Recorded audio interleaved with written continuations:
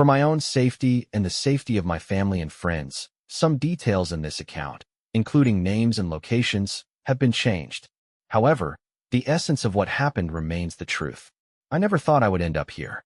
Even as I sit on the cold concrete slab that passes for a bed, staring at the rusted bars of my cell, I struggle to fully accept it. The walls of this prison, thick, damp, and ancient, have held men far worse than me. Yet, here I am, buried among them, in a place where time slows to a crawl and every day is a repetition of the last. My name is Miguel, or at least, that's the name I'll use. I was sentenced to 15 years in a maximum security prison in Spain, and if I had been any other man, I might have resigned myself to my fate. But I am not any other man, and I have no intention of spending the best years of my life rotting in this place. I was not always a criminal. In fact, I never considered myself one at all. Before my arrest, I lived a life that most would have called respectable, maybe even enviable. I had a good job, a modest apartment in Madrid, and a small but loyal circle of friends. I was a mechanical engineer by trade, skilled in systems and structures, a man who found satisfaction in solving complex problems. My hands, now calloused from months of prison labor, once designed solutions for others. I never imagined I'd have to design one for myself. My crime? That depends on who you ask. The court called it armed robbery and conspiracy to commit a felony. The police called it a well-executed but ultimately foolish attempt to outsmart the system. I call it a desperate act, born out of circumstances beyond my control. It started with debt. Not mine, but my brother's. Carlos had always been reckless with money, trusting the wrong people, gambling when he had nothing to lose. I warned him, but blood is blood. When he found himself in over his head with the wrong kind of people, he turned to me, and I couldn't turn him away. At first, I tried to help him the right way, negotiating, borrowing money legally, working extra hours. But the debt was too great, and the people he owed were not patient men. Their threats became real, their presence a shadow over both our lives. I had to act, and I had to act fast. A friend, let's call him Diego, came to me with an opportunity. He knew a man who needed a job done. A warehouse in Barcelona, filled with high-end electronics, poorly guarded, a simple in and out.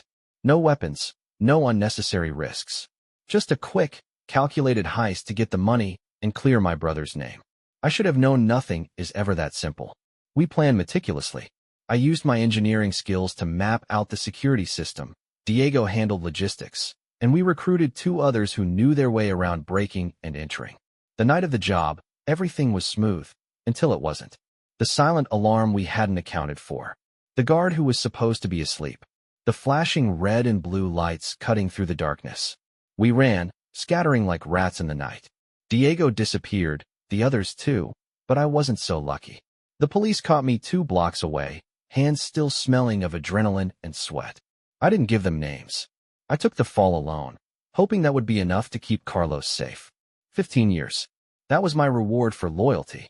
The judge barely looked at me when he sentenced me, treating me like just another fool who thought he could outplay the law.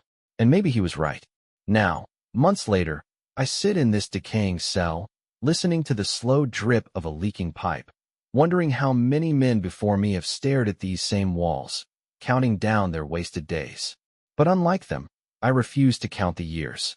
I will not wait for freedom. I will take it. Escape began with observation. Before I even thought about action, I had to understand every detail of that place, the guards, the routines, the weaknesses in the system. My mind, once preoccupied with blueprints and calculations, turned its focus to a different kind of structure, the prison itself. The guards changed shifts at precise intervals, 7 a.m., 3 p.m., 11 p.m. The night shift was the weakest, their patrols lazier, their movements predictable. Meals were served at the same times every day, and the prisoners shuffled through the mess hall in a slow-moving tide of resignation. The prison yard was the only place where I could breathe freely, but it was also the most dangerous, a place where alliances and rivalries dictated survival. I made no enemies. I watched. I listened. I learned. The prison had been built decades ago, a fortress of concrete and steel, but time had not been kind to it. Cracks in the walls, rusted bars, faulty wiring, these were the vulnerabilities that would become my weapons. If I was going to escape, I needed to exploit these weaknesses to their fullest extent. And I needed help. There was a man there, an older inmate known as El Gato. No one knew his real name, but everyone knew he had tried to escape before twice. He had failed both times, but he had lived to tell the tale, which was more than most could say. If there was anyone in that prison who understood its flaws, it was him. I approached him carefully, not as a desperate man, but as someone who could offer something in return. He was wary at first, but when I spoke of blueprints and electrical systems, his curiosity outweighed his skepticism. "You're an engineer?" he asked, his dark eyes narrowing. I said. "No, I'm just a prisoner like you." A slow smile crept across his face. "Maybe not for long." And with that, the first piece of my escape fell into place. El Gato was cautious. He tested me, giving me small tasks, fixing a broken radio, rewiring a stolen fan, repurposing scrap metal into something useful. He wanted to know if I was as skilled as I claimed. Each test, I passed without hesitation. One evening, as we sat on a bench in the yard, he leaned in. "There's a weakness in the south wing. An old maintenance tunnel, walled off years ago, but not completely sealed. I tried to use it before, but they caught me. Alone, I had no chance. With you, maybe it's different." I nodded, already running calculations in my head. The structure, the materials, the tools we would need. It would not be easy, but nothing worth doing ever was. "We'll need time," I said. "Patience." He chuckled. "I have nothing but time." That night, for the first time since my sentencing, I fell asleep with hope. The next step was clear: gather information and acquire tools without drawing attention. If we made a mistake now, there would be no second chance. But I was not afraid of difficulty. I was an engineer, after all, and that prison was just another problem waiting to be solved. Over the next weeks, I mapped every detail I could. Every screw in the walls, every loose tile, every gap in the patrols. I timed the movement of guards, noting who was careless and who was diligent. A few of them had routines so predictable that I could have set a clock by them. This was useful information. Patterns could be broken, but habits were harder to change. El Gato had contacts in the prison's underground economy. Cigarettes, contraband food, tools, anything could be acquired for a price. Our most urgent need was a way to access the maintenance tunnels. A small hacksaw blade, a piece of wire, anything that could help us get through rusted metal or old concrete. But getting such items was risky. Any inmate caught with them faced weeks in solitary confinement. To avoid suspicion, we spread out our acquisitions. A guard who enjoyed gambling took bets on outside football matches. A carton of cigarettes earned me an old screwdriver. A bartered favor got me a loose screw from a ventilation shaft. Each small piece might have seemed insignificant alone, but together, they were the foundation of our escape. El Gato and I spent our nights whispering through the thin walls of our cells. We constructed a mental blueprint of the tunnels, guessing where they might lead and what obstacles we might encounter. He recalled an old drainage system that ran under the prison, a relic from when the facility had first been built. If it still existed, it could be our key to freedom. Patience was the hardest part. Every day felt like a test. The longer we waited, the more the pressure built. But there was no rushing something like this. A single mistake could cost us everything. One afternoon, I overheard a conversation that nearly made my heart stop. Two guards, standing by the gates, speaking in hushed voices. "They're talking about sealing off the old tunnels," one said. "Warden wants a full inspection before the year ends." My stomach tightened. If they found the passage before we could use it, our plan was finished before it even started. That night, I whispered to El Gato, "We don't have much time." His response was calm, but his voice was laced with urgency. Then we moved faster. We could not afford to wait any longer. The pieces were in place. The guards suspected nothing. Now, we had to take action.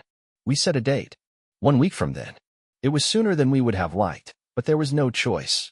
If we delayed, we risked losing our only exit. The next morning, I felt a shift in the air. Every step I took, every glance from a guard felt heavier. Maybe it was paranoia, or maybe I was finally realizing how close we were to the point of no return. In 7 days, I would either be free or buried in that place forever. The week leading up to the escape was the longest of my life. Every second felt stretched, every shadow felt like an omen. The closer we got to the day, the more unbearable the tension became. We began making our moves carefully. The first step was accessing the maintenance tunnel. Under cover of night, using our stolen screwdriver and wire, we loosened the bolts on a rusted grate near the south wing. It was harder than I expected. The metal was corroded, but the years had fused it to the concrete. Elgato worked with steady patience while I kept watch. Every footstep in the corridor made my pulse quicken. We had no room for error.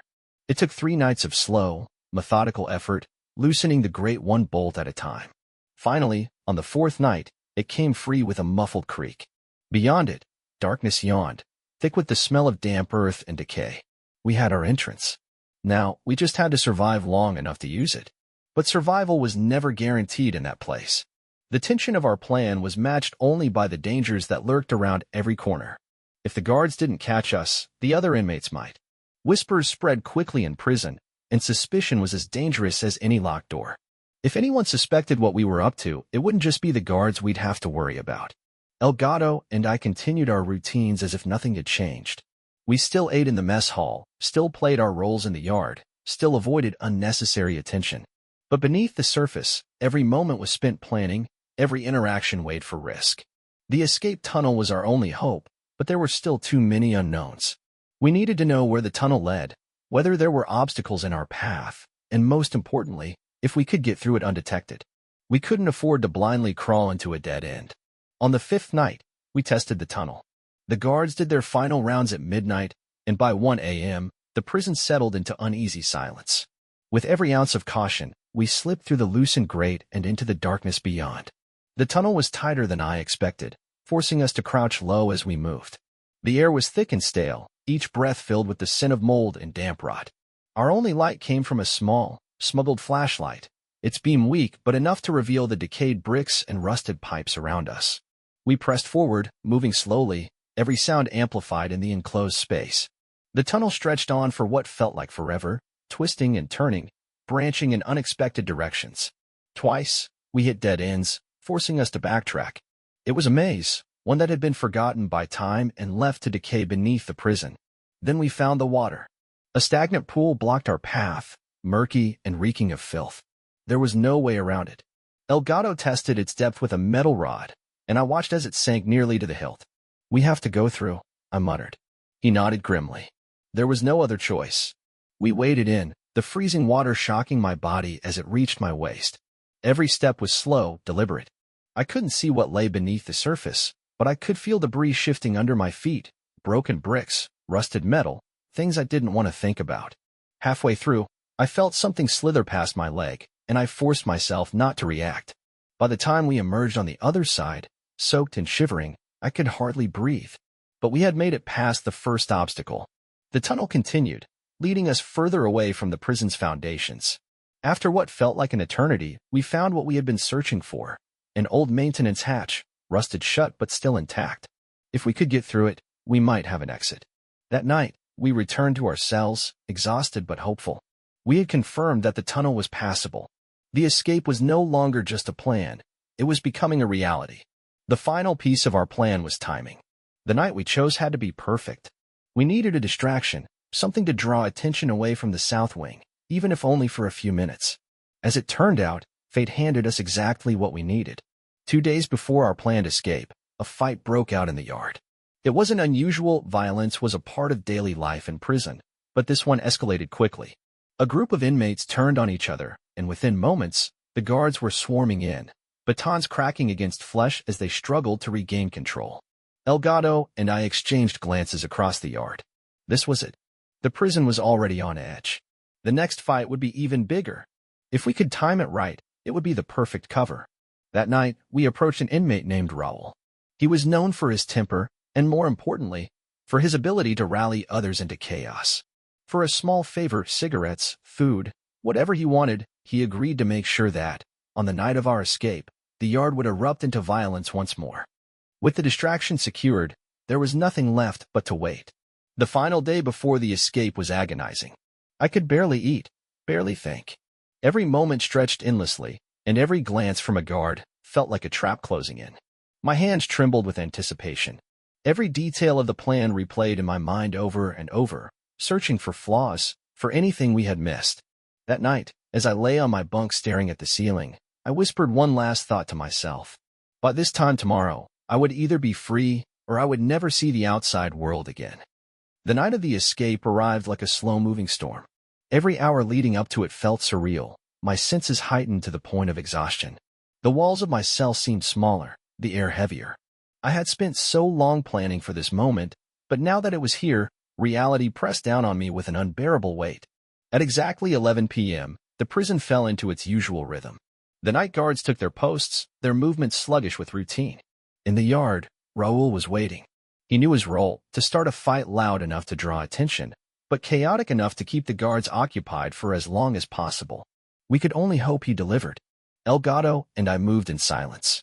We had practiced every step in our heads, every motion rehearsed. We slipped out of our cells, hearts pounding, and crept toward the tunnel entrance. The metal grate hung loose, just as we had left it. Then, right on cue, the first shouts erupted from the yard. The escape had begun. As expected, the guards rushed to break up the fight. Whistles shrieked, boots pounded against the concrete, and the chaos spread like wildfire. The distraction was working. Elgato and I slipped into the tunnel, pulling the grate back into place behind us. The tunnel felt different this time. We had crawled through it before, but now it felt suffocating, the weight of what we were doing pressing down on me. Every movement had to be precise, every sound minimized. We crawled forward, our breathing shallow, listening for any signs of pursuit. After what felt like an eternity, we reached the stagnant pool of water. There was no hesitation this time.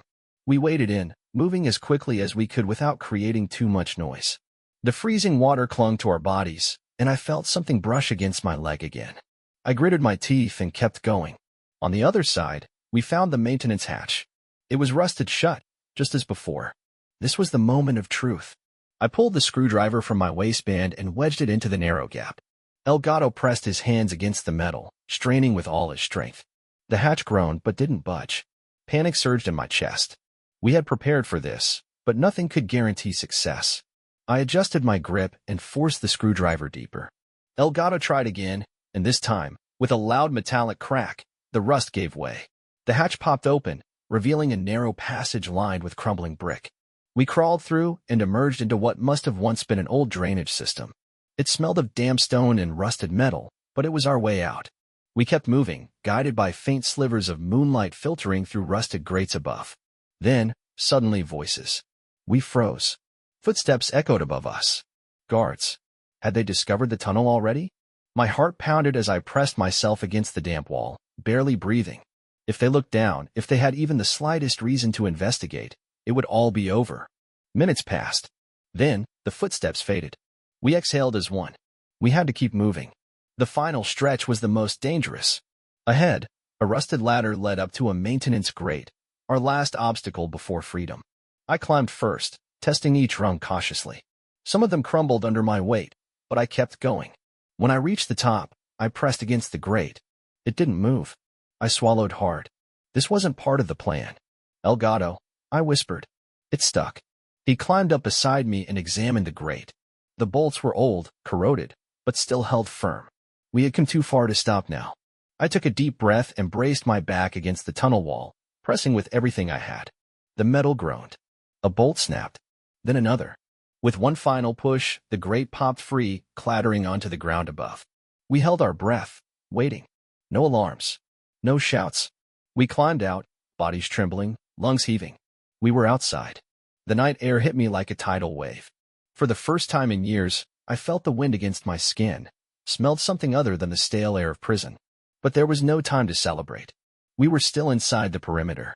Ahead of us stretched a barren service yard, bordered by a towering fence topped with razor wire. Beyond that, freedom. But the hardest part was still ahead. Elgato tapped my shoulder. Let's move. We sprinted across the yard, keeping low. The adrenaline made my muscles burn, but I didn't stop. Every step felt like running through quicksand, fear clawing at my back. If a guard looked this way, if someone decided to take a late patrol, we were dead. We reached the fence. It was higher than I had realized, and the razor wire at the top gleamed under the dim floodlights. Climbing it would be slow, dangerous. Elgato, the blanket, I whispered. He pulled a makeshift cloth bundle from his jumpsuit, an old prison blanket we had soaked in oil and hidden for this moment. He tossed it over the top of the fence, tangling it in the razor wire. It wasn't perfect, but it would give us a chance. I climbed first, my hands burning as I gripped the cold metal. Each movement had to be careful, deliberate. I reached the top, feeling the fence sway slightly beneath me. With the blanket protecting me, I pulled myself over, careful not to let the wire catch my skin. I dropped to the ground on the other side, my knees buckling. A moment later, El Gato landed beside me. For the first time, we looked at each other. We had done it. But it wasn't over yet.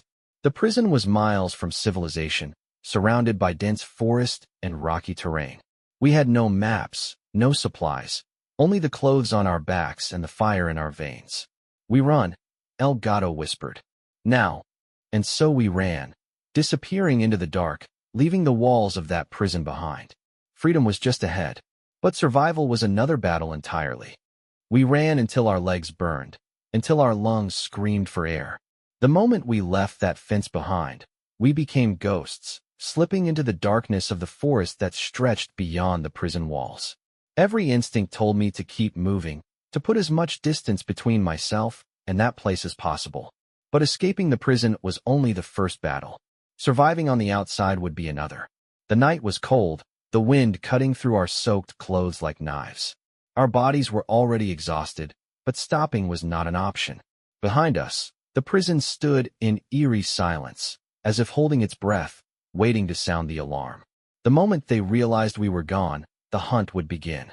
We had no supplies, no food, no shelter, just the clothes on our backs and the will to keep going. The forest around us was dense, filled with the sounds of unseen creatures and rustling branches. Every noise made my heart race. Every shadow felt like a pair of watching eyes. But we had to use the darkness to our advantage. "Where now?" El Gato whispered between breaths. I had spent months memorizing the area around the prison, but maps on paper were different from the reality of the terrain. The nearest town was miles away, and heading there immediately was too risky. The roads would be watched. Our best chance was to stay hidden, wait for the first wave of search efforts to die down, and then find a way to blend in with the world again. "There's a river north of here," I said. "We follow it, stay low, and get as far as we can before dawn." El Gato nodded, and we pushed forward. The ground was uneven, littered with fallen branches and loose rocks. More than once, I stumbled, my tired body betraying me. El Gato wasn't doing much better, but we didn't complain. Pain was nothing compared to what awaited us if we were caught. Hours passed in a blur of aching muscles and cautious steps. Then, in the distance, a sound, water. The river. Reaching the river gave us temporary relief. We knelt by the edge, cupping water into our mouths, ignoring how bitter and cold it was. But the moment of rest was brief. The sky was beginning to lighten. Dawn was coming, and with it, the search teams. "We need to cover our tracks," I said. "If they bring dogs, we're dead." El Gato understood. Without another word, we stepped into the freezing water, letting the current erase our footprints. We waded downstream, our bodies numb from exhaustion and cold, but it was our best chance of throwing off anyone tracking us. We walked in the river for what felt like hours before climbing onto the bank, hidden by thick undergrowth. The sun had risen now, casting long shadows through the trees. Birds called overhead, oblivious to the two fugitives hiding beneath their branches. Then, in the distance, the sound I had been dreading, the wail of a prison siren. The hunt had begun. We lay motionless, listening. The siren eventually faded, but it had done its job. Guards would be scouring the area, checking roads, questioning anyone who looked out of place. We couldn't afford to be seen by anyone. "We have to split up," El Gato muttered. "They'll expect us to stay together." I knew he was right, but the thought of going on alone, without someone watching my back, sent a chill through me colder than the night air. "We meet in the next town," I said. 2 days. El Gato nodded. No goodbyes, no words of luck. Just a final glance before he disappeared into the trees. I turned and headed in the opposite direction. Moving alone felt different. Every sound was louder, every step more dangerous. I kept to the shadows, avoiding open ground. The river was no longer an option. It was too exposed during the day. Instead, I stuck to the thickest parts of the forest, moving when the wind rustled the branches to cover my noise. By midday, hunger gnawed at my stomach. I had eaten nothing since the prison. Water alone wouldn't keep me going. I searched the undergrowth for anything edible, finding only bitter leaves that made my stomach turn. I needed real food. But food meant people, and people meant risk. As the sun began to set, I spotted my chance. A farmhouse. It sat at the edge of the forest, its fields stretching into the distance. A single light glowed in one of the windows, the faint sound of a television drifting into the night air. The sight of civilization, so normal and untouched by the world I had just escaped, felt almost unreal. I crouched low, watching. The barn was closer than the house, its doors slightly ajar. If I was careful, I could slip in, find something, anything, to eat, and be gone before anyone noticed. My body screamed for rest, but I forced myself to move. Sticking to the shadows, I crept toward the barn, every step calculated. The scent of hay and livestock filled my nose as I slipped inside. I moved quickly, searching. A sack of feed, a half-empty bucket of water. Then luck. A loaf of bread sitting on a wooden crate, next to an open toolbox. I grabbed it, stuffing pieces into my mouth without thinking. It was stale, dry, but it was food. I had barely swallowed when a noise made me freeze. Footsteps. Someone was outside. Heart pounding, I pressed myself against the wall, barely breathing. The footsteps grew closer. A shadow passed over the barn entrance. Then, after a long moment, they moved away. I stayed frozen until I was sure they were gone. Then, gripping the remaining bread tightly, I slipped back into the night. I ran until the barn was far behind, until my legs gave out and I collapsed against a tree. My hands were shaking. I had been reckless. A mistake like that could cost me everything. I had to be smarter. For the rest of the night, I didn't move. I stayed hidden, listening, waiting. In the distance, I could hear the occasional sound of a car, of the world moving on as if nothing had changed. But for me, everything had. Morning would come soon. I had one day left to reach the town, to find Delgado, and to figure out what came next. Freedom was still ahead, but it was fragile, and I could feel it slipping between my fingers with every passing hour.